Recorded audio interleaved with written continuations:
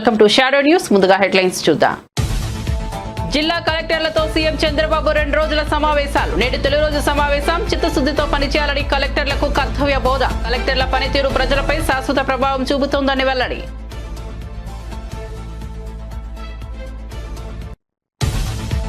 Speaker Prasad Kumar వ్యాఖ్యలు తనకు బాధ కలిగించాయన్న సునీత లక్ష్మారెడ్డి. తనపై వ్యాఖ్యలను స్పీకర్ ఉపసంహరించుకోవాలన్న నారాయణఖేడ్ బీఆర్ఎస్ ఎమ్మెల్యే.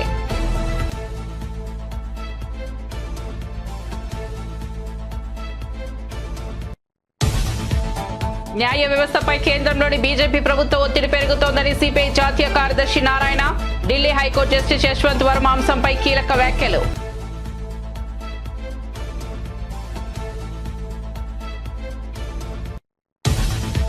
రైతులు పండించే పంటలకు గిట్టుబాటు ధరలు లేక తీవ్రంగా నష్టపోతున్నారన్న ఎమ్మెల్సీ లే లాపిరెడ్డి ఆవేదన. గుంటూరు జిల్లాలోనే మిర్చి రైతులు సమస్యలతో విలువెల్లాడుతుంటే ప్రభుత్వం నిర్లక్ష్యంగా వ్యవహరిస్తోందని విమర్శ.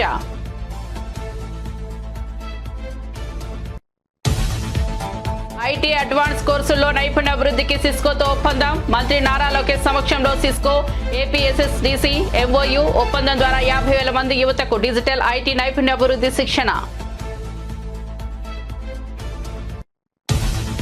తిరుమలలో ఘనంగా కోయిర్ ఆల్వాల్ తిరుమంచనం. ఉగాది ఆదివార ఆస్థానం బ్రహ్మోత్సవాలు. వైకుంఠ ఏకాదశికి నాడు నిర్వహణ. ఆలయ ప్రాంగణం, ఆలయ గోడలు, పైకప్పు, దేవతాబొత్తులు, పూజా సామగ్రిని శుద్ధి.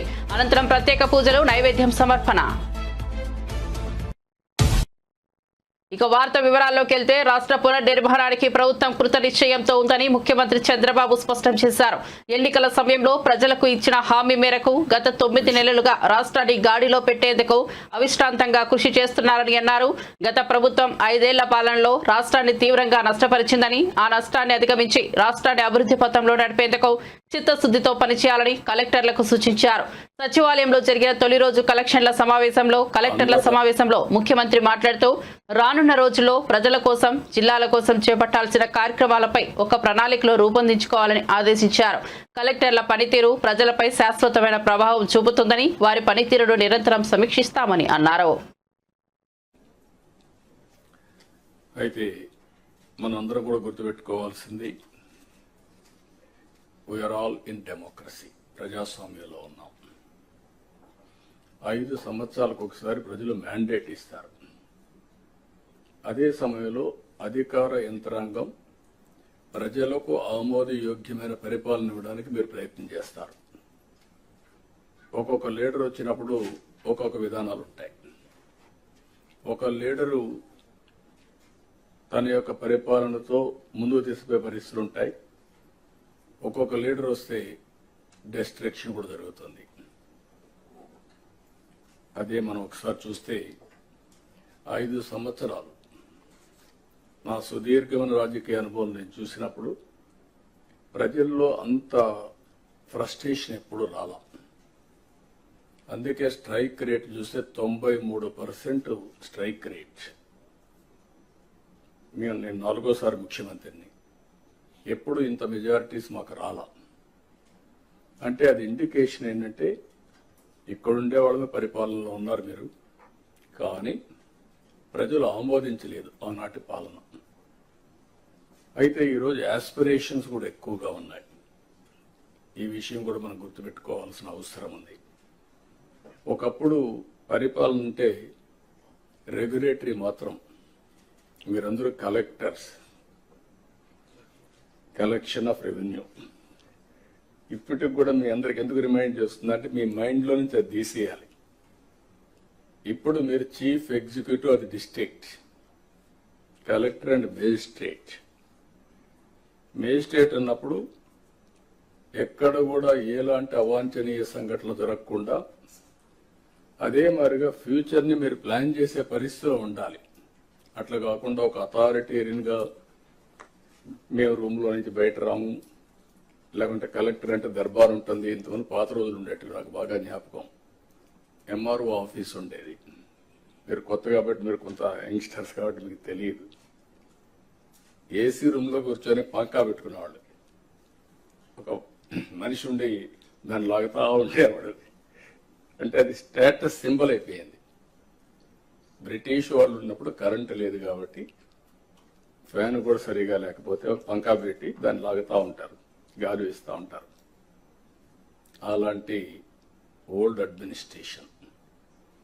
కలెక్టర్స్ కూడా నాకు 30 సంవత్సరాల నుంచి మిమ్మల్ని చూస్తున్నాను. నేను ముఖ్యమంత్రిగా అంతకుముందు కూడా చూశాను, 45 years 47 years చూశాను.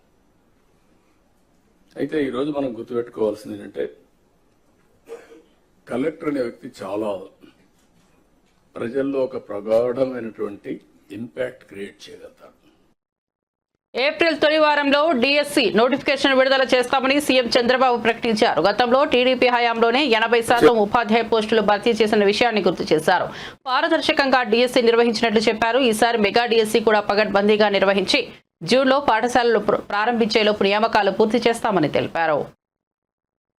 సంతకం 16,347 ఉద్యోగాలు డిఎస్సి ద్వారా ఇస్తా ఉన్నాం. మెగా డిఎస్సి పెడతా ఉన్నాం. ఈ ఫస్ట్ వీక్ లో మెగా డిఎస్సి నోటిఫికేషన్ ఇష్యూ చేస్తారు. ఏబిసిడి కేటగరైజేషన్ కూడా హామీ ఇచ్చాం, ఎన్నికల్లో చెప్పాం. అది కూడా రిపోర్ట్ వచ్చింది, కేంద్రానికి పంపించాం. ఎస్సీ ఫైనాన్స్ కమిషన్ పంపించాం. ఆ రిపోర్ట్ వస్తానే అది కూడా యాక్ట్ చేసి ముందుకెళ్తాం. ఇక్కడ మీరు చేయాల్సిన పని, ఈ ఉద్యోగాలన్నీ కూడా ఇచ్చిన తర్వాత డిఎస్సి మెగా డిఎస్సి పర్ఫెక్ట్ గా కండక్ట్ చేయాలి. ఎక్కడ కూడా ఇప్పుడు కూడా నాకు బాగా జ్ఞాపకం, తెలుగుదేశం పార్టీ దగ్గర 1,50,000 ఒకేసారి ఇప్పుడు ఇచ్చిన ఉద్యోగాల్లో మెజారిటీ తెలుగుదేశం అధికారం ఉన్నప్పుడు ఇచ్చాం.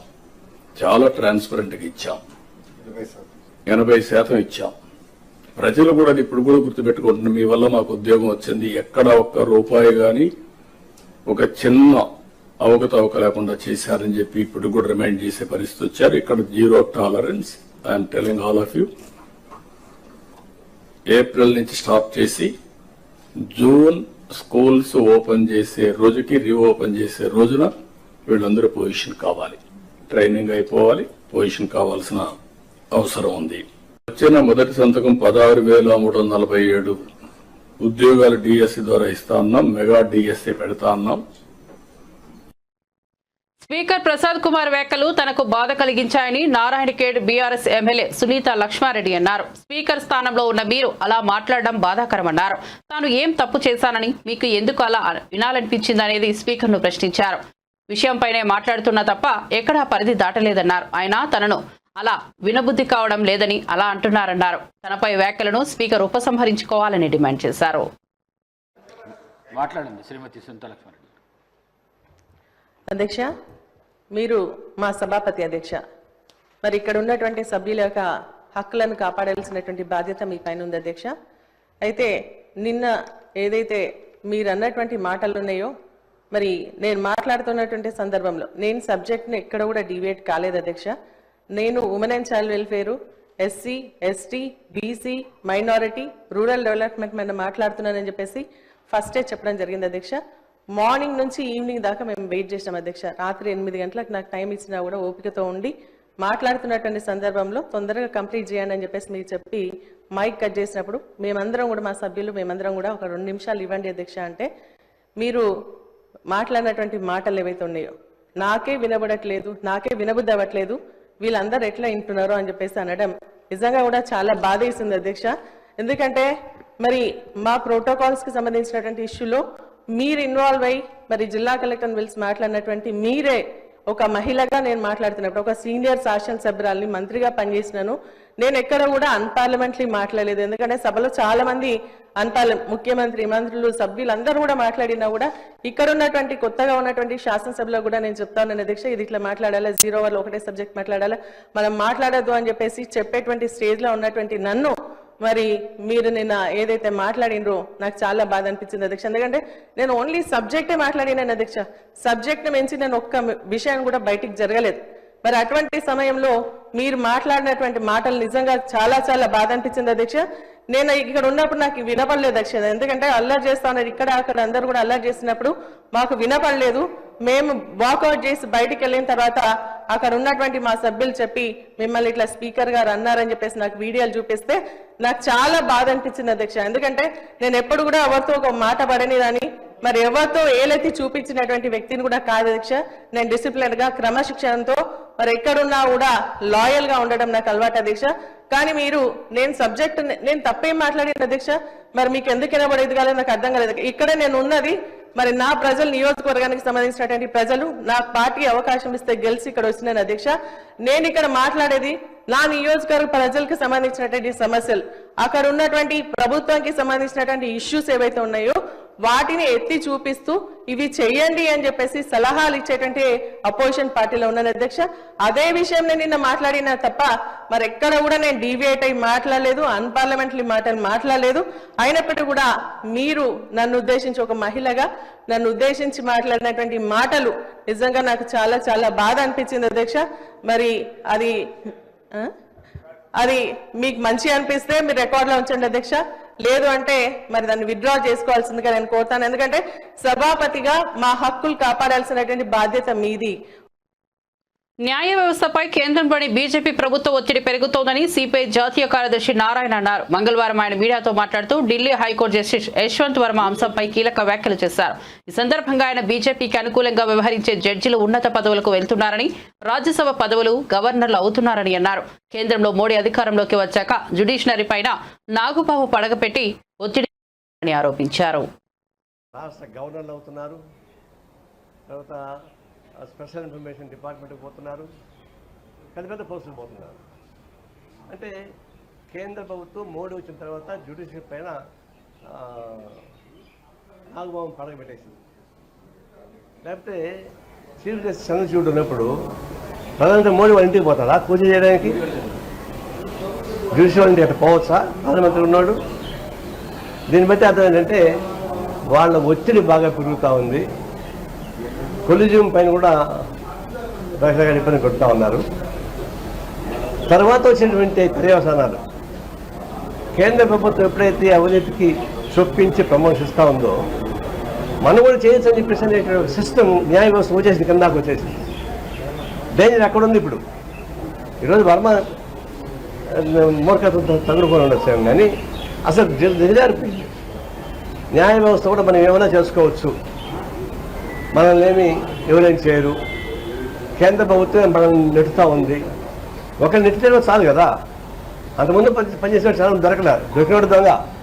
వర్మ దొరికాడు కూడా దొంగ, కానీ దొరకని పెద్ద మనుషులు చాలామంది ఉన్నారు. హైయెస్ట్ పోస్ట్లో జ్యుడిషియల్ ఉన్నవాళ్ళు కూడా చాలామంది అవినీతి పరంగా ఉన్నారు. అవన్నీ కూడా ఎంక్వైరీ చేసి తెలుసు. అందులో ఇప్పుడు ఈ మన కాన్స్టిట్యూషన్ ఏం చెప్తుంది, ఏ జడ్జిని కానీ గెప్పక ఏం చేయకూడదు అంటారు. ఏం చేయలేదు, స్పెషల్ చట్టాలు మార్చుకోవాల్సి వస్తుంది అవసరం. ఈ వర్మను మాత్రం, జస్టిస్ వర్మ మాత్రం ఆయన అలహాబాద్లో వద్దంటున్నారు, ఎవరు రానియరు. ఆయన ఎంట్రన్స్ హైకోర్టు ఎంట్రన్స్ ముందర ఒక కుర్చీ వేసి ఆయన కూర్చొని పెట్టాలా. ఆయనే సస్పెండ్ చేయకల్లా, ఇంప్రూవ్మెంట్ చేయకల్లా, ఇంప్రూవ్మెంట్ చేయడం సాధ్యం కాదు. ఆయన ఎంట్రన్స్ ఒక కుర్చీ, మంచి కుర్చీ వేసి, సోఫా వేసి ఆయన దానిలో కూర్చొని పెట్టాలా. ఆయనకి ఏ పని ఇవ్వకూడదు. అలాంటి పనిష్మెంట్ వస్తే మిగతా భయపడతారు. అంతిమంగా ఎంత వస్తుందంటే కేంద్ర ప్రభుత్వం వైఖరి వల్ల జ్యుడిషియరీ అట్లాగే మిగతా డిపార్ట్మెంట్ కూడా దెబ్బతింటా ఉన్నాయి. చాలా విచారకరం. ఇది ఒక బ్లాక్ స్పాట్. అంతో ఇంతో గౌరవం ప్రజలకి ఉండేది కోర్టుల పైన. ఆ కోర్టు ఇట్లా అయిపోయిన తర్వాత ఇంకెవరు చెప్పుకోవాలా? రాజకీయ వ్యవస్థ అయిపోయా. మన పార్లమెంట్లో ఉన్నటువంటి మంత్రులు రేప్ కేసులు ఉన్నాయి, మర్డర్ కేసులు ఉన్నాయి. దాదాపు 94 మంది పైన కేసులు ఉన్నాయి. క్యాబినెట్లో దాదాపు 32%, 32 మంత్రుల మీద కేసులు ఉన్నాయి. అలాంటప్పుడు ఈ వ్యవస్థ మొత్తం బాగా నాశనం అయిపోతుంది. కాబట్టి ఇప్పటికే ఎక్కడో ఒకసారి స్టార్ట్ చేయాలి ఈ న్యాయ వ్యవస్థ ప్రచారం కోసం. ముఖ్యంగా కేంద్ర ప్రభుత్వం ఈ 5 అంగాలు ఉన్నాయి. ప్రెసిడెంట్ ఆఫ్ ఇండియా, నేను చనిపోతే నా పార్థివ దేహంపై జాతీయ జెండా కప్పే గౌరవాన్ని నేను పొందానని మాజీ మంత్రి బీఆర్ఎస్ ఎమ్మెల్యే వేముల ప్రశాంత్ రెడ్డి ఉద్వేగభరిత వ్యాఖ్యలు చేశారు. తెలంగాణలో అసెంబ్లీ సమావేశాలు కొనసాగుతున్నాయి. ఈ సమావేశాల్లో భాగంగా మంత్రులు ఆయా శాఖలకు సంబంధించిన పద్దులను సభలో ప్రవేశపెట్టారు. R&B శాఖ పద్దులను మంత్రి కోమటిరెడ్డి వెంకటరెడ్డి ప్రవేశపెట్టారు. దీనిపై చర్చ జరుగుతున్న సందర్భంగా బీఆర్ఎస్ నేత వేముల మాజీ ముఖ్యమంత్రి కేసీఆర్ దయ వల్ల, బాల్కొండ నియోజకవర్గ ప్రజల దయ వల్ల తాను వరుసగా 3 సార్లు అసెంబ్లీకి ఎన్నికయ్యానని తెలిపారు. అలాట్ చేయడం మంచిది కాదని నా అభిప్రాయం. అట్లనే అధ్యక్ష, ఈ విషయంలో ఈ సమాజానికి అవగాహన కూడా కల్పించాలి. ఎందుకు మనకు అవసరం, గ్రీన్ కవరేజ్ ఎందుకు అవసరం అని చెప్పి అవగాహన కల్పించాలి. మరి ఒక స్టడీ ఏంటంటే అధ్యక్ష, 33% పచ్చదనం ఉంటే ఈ భూమి మీద 33% చెట్లు ఉంటే వాతావరణ సమతుల్యం ఉంటుంది అధ్యక్ష. లేకపోతే ఉష్ణోగ్రతలు పెరిగిపోతాయి, వర్షాలు రావు, వాతావరణ సమతుల్యం పోతుంటుంది, అంతా ఎన్విరాన్మెంట్ అంతా చెడిపోతూ ఉంటుంది. కాబట్టి ఆ రోజు కేసీఆర్ గారు దీనిని అర్థం చేసుకుని హరితహారం అనే ఒక పెద్ద కార్యక్రమం తీసుకుని అధ్యక్ష బ్రహ్మాండంగా ఒక ఉద్యమంలో తీసుకుపోయినారు. అది మనందరికి తెలుసు. ఆ 10 సంవత్సరాల కాలంలో 10,822 కోట్లు ఖర్చు చేసి 273 మొక్కలు నాటడం జరిగింది. 273 కోట్ల మొక్కలు నాటడం జరిగింది. దీనివల్ల అంటే ప్రతి గ్రామంలో నర్సరీ పెట్టినాం అధ్యక్ష. ప్రతి ఇంటికి 5 చెట్లు ఇచ్చినాం. అడవులను ఫారెస్ట్ రీజనరేషన్ చేసినాం, అడవుల పునరుద్ధరణ చేసినాం. ఇట్లా చాలా ప్రకృతి వనాలు ఏర్పాటు చేసినాం. ఇవన్నీ చేయడం మూలంగా 7% గ్రీన్ కవరేజ్ పెరిగింది అధ్యక్ష తెలంగాణలో. నెవరింద ప్రపంచంలో ఎక్కడ కూడా జరగదు అధ్యక్ష. ఇట్లా కేసీఆర్ గారు తీసుకున్నటువంటి హరితహారం కార్యక్రమం వల్ల 7% గ్రీన్ కవరేజ్ పెరిగింది అధ్యక్ష. కానీ దురదృష్టవశాత్తు మళ్ళీ 15 నెలల కాలం నుంచి అడవులు కూడా కొడుతున్నారు అధ్యక్ష. నేనే నా నియోజకవర్గంలో కూడా చూస్తా ఉన్నాను నేను. మరి ఇది మంచి పరిణామంగా దీని మీద శ్రద్ధ తీసుకోవాలి ఈ ప్రభుత్వం. ఇంకొక 2-3% గ్రీన్ కవరేజ్ పెంచితే 33%కి చేరుతాం. మనం ఇది అందరి కోసం మనం ఉంటాం, మన పిల్లలు మన తర్వాత తరాలకు పనికొచ్చే విషయం కాబట్టి అధ్యక్ష నేను ఈ ప్రభుత్వానికి సూచిస్తా ఉన్నా, క్యాంపా ఫండ్స్ ఉంటాయి, దాన్ని ఎఫెక్టివ్గా వాడుకోండి, కేంద్ర ప్రభుత్వం నుంచి వస్తాయి అధ్యక్ష. దానికి ముందు తమకు విషయం మనవి చేయాలి అధ్యక్ష. కేసీఆర్ గారి దయ వల్ల, బాల్కొండ నియోజకవర్గ ప్రజల దయ వల్ల నేను 3 సార్లు వరుసగా ఈ శాసనసభకు ఎన్నికవుతూ వస్తా ఉన్నాను అధ్యక్ష. కేసీఆర్ గారు నన్ను ఒక 4 సంవత్సరాలు మిషన్ భగత వైస్ చైర్మన్గా, 5 సంవత్సరాలు మంత్రిగా నాకు అవకాశం ఇచ్చినారు అధ్యక్ష. నేను మంత్రిగా, మిషన్ భగత వైస్ చైర్మన్గా ఆ దేవుడు నాకు ఇచ్చిన శక్తి మేరకు కేసీఆర్ గారి మార్గనిర్దేశకత్వంలో ఈ రాష్ట్రానికి సేవ చేసుకున్నాను అధ్యక్ష. అయితే అధ్యక్ష నేను చనిపోతే నా పార్థివ శరీరం మీద జాతీయ జెండా కప్పుతారు అధ్యక్ష. జాతీయ జెండా కప్పి గన్ సెల్యూట్ కూడా చేస్తారు. అట్లా ఈ రాష్ట్రంలో చాలా కొద్ది మందికి ఆ గౌరవం ఉన్నది అధ్యక్ష. ఆ కొద్ది మందిలో నేను ఒక్కని. కాబట్టి ఈ శాసనసభలో మాట్లాడే సందర్భంలో తమరు మైక్ ఇస్తే, తమరు అవకాశం ఇస్తే బాధ్యతగా మాట్లాడటానికి నేను ప్రయత్నం చేస్తా అధ్యక్ష.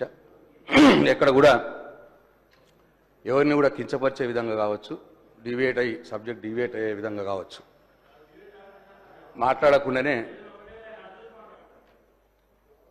అధ్యక్ష ఇటువంటి దయచేసి సభను ఆర్డర్లో పెట్టి నాకు ఇంటరప్షన్స్ లేకుండా నేను చెప్పిన తర్వాతే. రైతులు పండించే పంటలకు గిట్టుబాటు ధరలు లేక తీవ్రంగా నష్టపోతున్నారని ఎమ్మెల్సీ లేళ్ల ఆపిరెడ్డి ఆవేదన వ్యక్తం చేశారు. ముఖ్యమంత్రి ఉన్న గుంటూరు జిల్లాలోని మిర్చి రైతులు సమస్యలతో విలువెల్లాడుతుంటే ప్రభుత్వం నిర్లక్ష్యంగా వ్యవహరిస్తోందని విమర్శించారు. రైతులకు అండగా నిలవాల్సిన ప్రభుత్వమే చోద్యం చూస్తోందని పేర్కొన్నారు. రైతులు పరామర్శిస్తే ఆ పరామర్శించిన 4-5 రోజులకి అప్పటి వరకు కూడా కనీస స్పృహ కూడా లేదు. మంత్రులు పట్టించుకోరు, వ్యవసాయ మంత్రి ఆలోచన చేయడు, ముఖ్యమంత్రి సాక్షాత్తు గుంటూరు జిల్లాలోనే నివాసం ఉంటాడు. ఆయన కూడా కనీసం ఆ వైపు కన్నెత్తి కూడా చూసినటువంటి పరిస్థితి లేదు. జగన్మోహన్ రెడ్డి గారు పర్యటించిన తరువాత హడావుడిగా మేము కేంద్ర ప్రభుత్వంతో మాట్లాడుతూ ఉన్నాం, కేంద్ర ప్రభుత్వాన్ని రాష్ట్రానికి తీసుకురాబోతూ ఉన్నాం, మిర్చి పండించినటువంటి రైతులకి అండగా నిలబడబోతూ ఉన్నాం, కనీస మద్దతు ధరని ప్రకటించబోతున్నామనే భావంతో ఆ రోజున హడావుడిగా 11,781 రూపాయకి, ఇంతకుముందు కూడా చెప్పేది బాటా కంపెనీలో రేట్లు ఉంటాయి, ఆ రేట్లు చూసుంటాం, తర్వాత ఈ రేటు చూసాం ఈ ప్రభుత్వం దగ్గర 11,781 రూపాయకి మేము కొనుగోలు చేయబోతున్నామని చెప్పి 60 రోజులు దాడుతూ ఉంది. ఎక్కడ కొనుగోలు చేశారని అడుగుతా ఉన్నా. కనీసం ఎక్కడైనా ఒక మిర్చి టిక్కీని మీరు కొనుగోలు చేసినటువంటి పరిస్థితులు ఉన్నాయా? ప్రభుత్వానికి సంబంధించి ఏ ఒక్క జీవోనైనా విడుదల చేశారా? లేకపోతే ఈ కొనుగోలుకు సంబంధించి విధి విధానాల్ని కనీసం రూపకల్పన చేసినటువంటి పరిస్థితులైనా ఉన్నాయంటే ఎక్కడా కూడా ఆ విధమైనటువంటి ప్రభుత్వ చర్యలు కానీ కార్యక్రమాలు కానీ ఎక్కడా కూడా లేనటువంటి పరిస్థితులు ఉన్నాయి. కానీ ఇల్లో మీడియాలో కొన్ని పత్రికల్లో వస్తూ ఉంది, కేంద్రం వస్తూ ఉంది, రాష్ట్రం పోతా ఉంది, ఇక రైతులకి కొనుగోలే, రైతుల ఖాతాలో డబ్బులు జమ అవటమే తరువాయి అనే రీతిలో పత్రికల్లో పుంఖాలుగా వార్తలు రాసినటువంటి పరిస్థితులు కూడా మనం చూస్తూ ఉన్నాం. ఇవాళ గుంటూరులో చూసాం, రైతులందరూ కూడా స్వచ్ఛందంగా రోడ్లపైకి వచ్చి మేము పండించినటువంటి పంట గిట్టుబాటు ధర లేదు, కనీస మద్దతు ధర కూడా లేనటువంటి పరిస్థితులు ఉన్నాయి. 6,000కి 7,000కి ఎక్కడో 1-2 మంచి ధర వస్తే మిగతా అన్ని చోట్ల కూడా అన్ని రకాలకు సంబంధించి కూడా కనీస మద్దతు ధర లేదు. 7,000 కూడా కొనుగోలు చేసే పరిస్థితుల్లో లేనటువంటి పరిస్థితులు ఉత్పన్నమని రోడ్డుపైకి వచ్చి ఇవాళ ఉద్యమించినటువంటి పరిస్థితులు కూడా చూస్తూ ఉన్నాం. మేము ఈ సందర్భంగా ప్రభుత్వాన్ని కూడా కోరుతా ఉన్నాం, రైతు కంట కన్నీరు ఒలిగితే ఆ రాష్ట్రం సర్వనాశనం అయిపోతుంది అనేది చరిత్ర చెబుతున్నటువంటి పాఠం. ఇవాళ రైతుల కళ్ళల్లో కన్నీళ్లు తిరుగుతూ ఉన్నాయి, రైతులు బాధపడతా ఉన్నారు. అసలు రైతులు తమ భవిష్యత్తు ఏందనే ఆందోళనలో ఉన్నటువంటి పరిస్థితుల్లో ఇవాళ ప్రభుత్వం ఎందుకు ముందుకు రావట్లేదని అడుగుతా ఉన్నా. వ్యవసాయం దండగా మీరు భావిస్తూ ఉన్నారా? గతంలో మీరు మాట్లాడినటువంటి మాటల్ని ఇవాళ ఈ సందర్భంగా గుర్తు తెచ్చుకోవాల్సినటువంటి పరిస్థితులు ఉన్నాయి. మీకు రైతుల పట్ల ఎందుకు చిత్తశుద్ధి లేదని అడుగుతా ఉన్నా. వైఎస్ఆర్ గవర్నమెంట్లో జగన్మోహన్ రెడ్డి గారు 3,000 కోట్ల రూపాయలతో స్థిరీకరణ నిధి ఏర్పాటు చేస్తే మీరు ఇవాళ 300 కోట్ల రూపాయలతో అన్ని పంటల కొనుగోలుకు సంబంధించి బడ్జెట్లో కేటాయింపులు చేస్తారా? ఇదేనా మీకు రైతుల పట్ల చిత్తశుద్ధికి నిదర్శనం? ఈ జిల్లాలో ఉన్నారే సమస్త యంత్రాంగం. తెలంగాణ బీజేపీలో వివాదాస్పద నేతగా ఉన్న ఎమ్మెల్యే రాజాసింగ్ గత కొద్ది రోజులుగా సొంత పార్టీపై విమర్శలు చేస్తున్నారు. తెలంగాణ అసెంబ్లీ సమావేశాలు జరుగుతున్నప్పటికీ ఆయన బడ్జెట్ సమావేశాలకు హాజరు కాకపోవడంపై పలు అనుమానాలు వ్యక్తమవుతున్నాయి. ఈ క్రమంలో ఆయన మరోసారి సొంత పార్టీపై విమర్శలు చేశారు. బీజేపీ పార్టీలో తనపై కుట్ర చేస్తున్నారని, కొంతమంది నేతలు వెన్నుపోటు పొడుస్తున్నారని, తనను జైలుకు పంపేందుకు ప్రయత్నించారని రాజాసింగ్ సంచలన వ్యాఖ్యలు చేశారు. తనపై పీడీ యాక్ట్ కేసులు పెట్టమని స్వయంగా బీజేపీ నేతలే చెప్పినట్లు పోలీసులు చెప్పుకొచ్చారు. ఈ సందర్భంగా ఎమ్మెల్యే రాజాసింగ్ ఆరోపించారు. ఉస్మానియా యూనివర్సిటీపై కేసీఆర్ పగబట్టారని కాంగ్రెస్ చొప్పదండి ఎమ్మెల్యే మేడిపల్లి సత్యం పరోక్షంగా హాట్ కామెంట్స్ చేశారు. మంగళవారం తెలంగాణ బడ్జెట్ అసెంబ్లీ సమావేశాల్లో భాగంగా ఎమ్మెల్యే మేడిపల్లి సత్యం శాసనసభలో కేసీఆర్ పై హాట్ కామెంట్స్ చేశారు. హైదరాబాద్ ఎన్నికల ప్రచారం నేపథ్యంలో 2014లో కేసీఆర్ హెలికాప్టర్ను ఉస్మానియా యూనివర్సిటీలోకి రాకుండా విద్యార్థులు అడ్డుకుని తిరగబడ్డారని ఆయన అన్నారు. ఆ కోపం మనసులో పెట్టుకుని ఏనాటికైనా యూనివర్సిటీలు బాగుంటే కంటి కింద నలుసులా తయారవుతాయని, ఈ 2 కారణాల వల్ల యూనివర్సిటీలను పట్టించుకోకుండా నాశనం చేశారని సంచలన ఆరోపణలు చేశారు. Atomic bombs or long range missiles. It only requires lowering the quality of education and economics and importance ను తెలుపుతున్న అధ్యక్ష. ఎన్నో ఆశలతోటి తెలంగాణ ఉద్యమంలో పాల్గొన్న ఒక విద్యార్థి నాయకుడిగా నేను ఈ రోజు సభ ముందు విద్యా వ్యవస్థ గురించి మీ అనుమతితో కొన్ని అంశాలు చెప్పదలుచుకున్న అధ్యక్ష. తెలంగాణ ఉద్యమం జరుగుతున్నటువంటి సమయంలో నేను ఒక విద్యార్థి నాయకుడిని. ఎన్నో ఆశలతోటి నిర్మించుకున్నటువంటి ఈ తెలంగాణను విద్యాపరంగా కూడా ముందంజలో ఉంచాలి, మన పిల్లల్ని ప్రపంచంతో పోటీపడే విధంగా తీర్చిదిద్దాలి, ఆ విధమైనటువంటి విద్యా వ్యవస్థను మనం నిర్మించుకోవాలని ఉద్యమంలో భాగంగా యూనివర్సిటీ ఆర్ట్స్ కాలేజ్ ఆవరణలో ఆనాటి ప్రొఫెసర్లు, మేధావులు ఎంతో మంది వారి ఉపన్యాసాలకు నేను ప్రత్యక్ష సాక్షిని అధ్యక్ష. KG to PG విద్యను ప్రవేశపెడతా, కార్పొరేట్ విద్య కాళ్ళు విరుస్తా, కులం పేదరికం అనే తారతమ్యం లేకుండా అందరూ కలిసి ఒకే చోట చదవాలి అనేటువంటి కళ్ళబొల్లి మాటలు చెప్పి అధికారంలోకి వచ్చినటువంటి కేసీఆర్ గత 10 సంవత్సరాల కాలంలో విద్యా విధ్వంసానికి పాల్పడ్డాడు అధ్యక్ష. ఆ విధ్వంసం ఏ స్థాయిలో జరిగిందంటే విద్యారంగంలో తెలంగాణ ఒక 2 దశాబ్దాలు వెనక్కి వెళ్ళింది. మొన్న ఈ మధ్యలో the annual status of education report 2024 అనే ఒక రిపోర్ట్ రిలీజ్ చేయబడ్డది అధ్యక్ష. ఇది చాలా ప్రామాణికమైనటువంటి రిపోర్టు. కేంద్ర విద్యాశాఖ కూడా దీని ఒక ప్రామాణికమైనటువంటి రిపోర్టుగా తీసుకొని అనేకమైనటువంటి పాలసీలను రూపొందించడానికి ఈ రిపోర్ట్ ఉపయోగించుకుంటుంది అధ్యక్ష. ఈ రిపోర్ట్ ప్రకారం ప్రస్తుతం 3వ తరగతి నుంచి 5వ తరగతి చదువుతున్న 82% మంది విద్యార్థులకు కనీసం 2వ తరగతి పుస్తకాన్ని చదవడానికి వస్తలేదు. 8వ తరగతి చదువుతున్న 65% మందికి బేసిక్ మ్యాథమెటిక్స్ మీద అవగాహన లేదు అధ్యక్ష. అత్యంత భయంకరమైనటువంటి విషయం ఏమిటంటే ఈ రిపోర్ట్లో తెలంగాణ రాష్ట్రం బీహార్, ఛత్తీస్గఢ్, జార్ఖండ్ వంటి రాష్ట్రాల కంటే కూడా అధమ స్థానంలో ఉందని చెప్పడానికి చాలా బాధిస్తుంది అధ్యక్ష. జాతీయ స్థాయిలో నేషనల్ అచీవ్మెంట్ సర్వేని ఒక పరీక్ష జరుపుతారు అధ్యక్ష. ఇందులో 3, 5, 8, 10వ తరగతి వాళ్ళకి పరీక్షలు జరిపి ఏ రాష్ట్రాల విద్యార్థులు ఏ స్థాయిలో ఉన్నారనేది పోల్చి చెప్పడం జరిగింది అధ్యక్ష. దేశంలో 36 రాష్ట్రాలు మరియు కేంద్ర పాలిత ప్రాంతంలో టాప్ మంత్రి నారా లోకేష్ సమక్షంలో సిస్కో ఏపీఎస్ఎస్డిసి మధ్య ఎంఓయూ కుదిరింది. ఈ ఒప్పందం ద్వారా రాష్ట్రంలోని 50,000 మంది యువతకు డిజిటల్, ఐటీ మరియు అడ్వాన్స్ కోర్సుల్లో నైపుణ్య అభివృద్ధికి శిక్షణ ఇవ్వనున్నారు. యువత భవిష్యత్తుకు దోహదపడేలా ప్రత్యేక కార్యక్రమాలు చేపట్టనున్నట్లు అధికారులు తెలిపారు. హరితహారంలో పెట్టిన కోనో కార్పస్ చెట్లను వెంటనే తొలగించాలని స్పీకర్ గడ్డం ప్రసాద్ కుమార్ వ్యాఖ్యానించారు. తెలంగాణలో అసెంబ్లీ సమావేశాలు జోరుగా కొనసాగుతున్నాయి. ఈ సమావేశాల్లో భాగంగా మంత్రులు ఆయా శాఖల పద్ధతులను ప్రవేశపెట్టారు. వీటిపై శాసనసభలో చర్చ జరుగుతున్న వేళ కీలక పరిణామం చోటు చేసుకుంది. బీఆర్ఎస్ ఎమ్మెల్యే వేముల ప్రశాంత్ రెడ్డి మాట్లాడుతూ గత బీఆర్ఎస్ హయాంలో 200 కోట్ల చెట్లను పెట్టామని, దీంతో రాష్ట్ర వ్యాప్తంగా అటవీ ప్రాంతం 7% పెరిగిందని తెలిపారు. 10 సంవత్సరాల నుంచి 200 చిల్లర మొక్కలు కోట్ల మొక్కలు నాటినామని చెప్పిండ్రు. నా దృష్టికి వచ్చింది ఏంటంటే కోనా కార్పస్ అని చెప్పేసి ఒక చెట్టు ఉంది.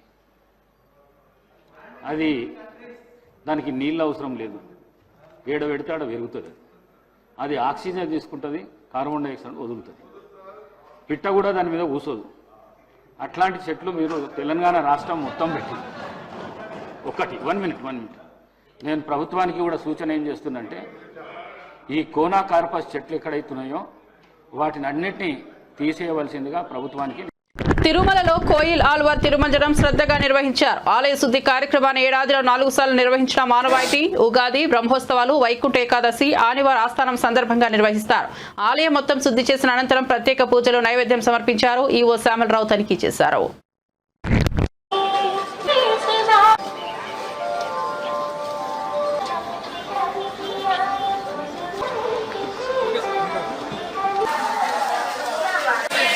కోయిల్ ఆల్వార్ తిరుమంజనం అంటే లోపల శుద్ధి చేయడం. ఈ కార్యక్రమము సంవత్సరంలో 4 సార్లు చేయడం జరుగుతుంది. ఉగాదికి ముందు, అంటే ప్రతి ఒక ముఖ్యమైన ఉత్సవానికి ముందు ముందున్న మంగళవారం రోజు చేయడం జరుగుతుంది. ఉగాదికి ముందు, తర్వాత బ్రహ్మోత్సవాల ముందు, వైకుంఠ ఏకాదశి ముందు, ఆదివార ఆస్థానం ముందు ఈ కార్యక్రమాన్ని నిర్వహించడం జరుగుతుంది. దీంట్లో ఆలయ ప్రాంగణము, ఆలయ పైకప్పు, ఆలయ గోడలు, దేవతామూర్తులు అందరినీ కూడా అన్ని వస్తువుల్ని కూడా, పూజ సామాన్ అంతా కూడా మనము నీళ్లతో శుద్ధి చేయడం జరుగుతుంది.